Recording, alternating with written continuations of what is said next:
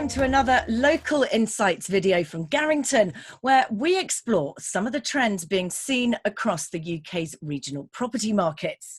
Joining me today is Jennifer Mullucks from the Garrington Property Finders team, who covers client property searches in Cambridgeshire and Suffolk. Jennifer, hello. Hi, Catherine. Thanks so much for speaking to us today. So, Jennifer, it's now been several weeks since the government eased the lockdown restrictions and effectively reopened the property market. What have activity levels been like in your region over the last few weeks? Well, we've definitely noticed that the market has bounced back.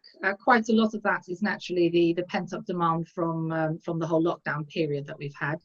But generally, it's been very positive. So the sales agents and other contacts I've spoken to have indicated that they've experienced a great increase in valuations and instructions.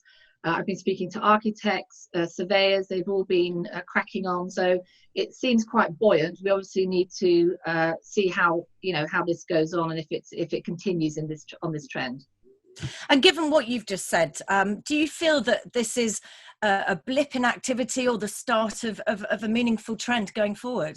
Well, I hope obviously this is a meaningful trend going forward, and I do think we've got a couple of months still of quite a buoyant market, particularly in my area. In Cambridgeshire, it tends to move forward in any kind of form of crisis I've experienced in the past. There always seems to be movement in the market. Yeah, it's been doing so well, Cambridgeshire, hasn't it? It has indeed. I would hope we can continue for a while.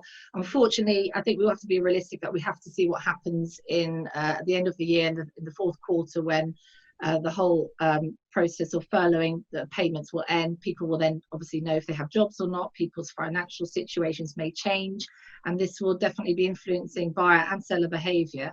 But again, every region is so different. And although I cover several regions, if I specifically, for example, look at Cambridge, as you just said, it remains buoyant as ever.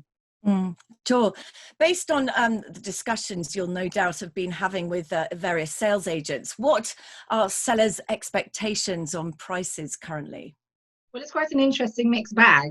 Some sellers who are potentially under duress due to their own circumstances are being reasonable and are accepting offers, possibly even just below guide price, just to get the ball rolling. Other sellers have indicated that they wish to put the property on at a higher guide price, just to factor in that potential discount that will be requested by a buyer. So it's a bit of a mixed bag again, as I said. Sure. And what would you say stock levels of properties for sale been doing over the last few weeks? It's been incredibly busy. I've been quite surprised, and I'm pleased, obviously. A lot of people have been waiting for this moment to put their property on the market. There is definitely a differentiation, though, between the type of property. So prime properties at the higher levels, let's say a couple of million, they don't necessarily need to sell, so they are possibly waiting. Quite a large number of people who own these kinds of properties are also in a certain age group where they have had to be shielding, and they probably will continue to do so. I've experienced this with another client of mine where we can't get access for a while because they just don't want to let anyone in. No. But other sort of price levels, they're definitely looking to sell. People are moving on. Life goes on.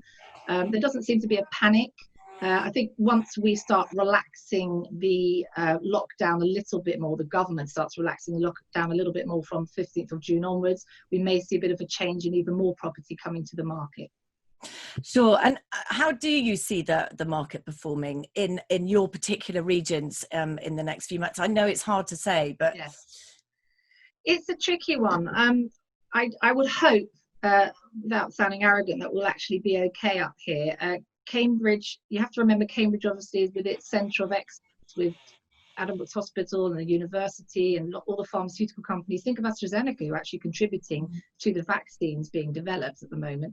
They all are thriving, they're all busy, and they need new employees. So people still moving to the area. People are still buying, renting. I spoke to agents last week. The rental market is absolutely flourishing. Even though we don't have anyone relocating from abroad within the UK, so national relocation is still a strife. And I think, we're very lucky in this region in that sense that there is always work, there is always movement, obviously fingers crossed on that. When it comes to other areas that I cover, even Bury St Edmunds, Newmarket, still reasonably busy. So I'm hoping that we won't notice too much of all of this, but we have to be realistic that we're unsure. And again, as I mentioned before, it depends on people's financial situations.